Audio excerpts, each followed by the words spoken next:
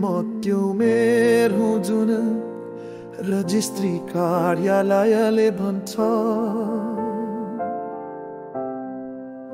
मेरो आत्माले भनेको उमेर हुन सक्छ। धेरै मानिसहरूले भन्न हिम्मत गर्ने उमेर, मानिसहरूलाई दुखी बनाउने उमेर। के म त्यो उमेर हुँ जुन महिलाहरू भन्छन्? म भएको उमेर महिलाहरूको चाहना हो। कसैलाई फरक पर्दैन त्यो उमेर, त्यो उमेर जसको खोइ योग्य छैन।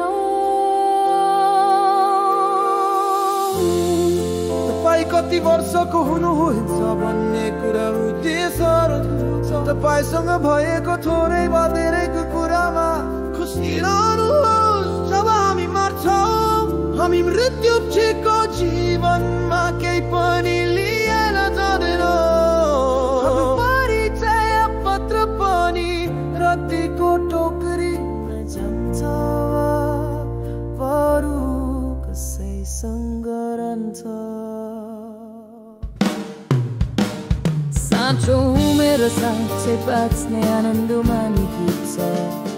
अभिनेत्री भएको नाटकले माया गर्नुमा, न्यायाधीश नगनाइ क्षमा गर्ने क्षमतामा, सधैँ जवान खुसी रहने बुद्धिमा।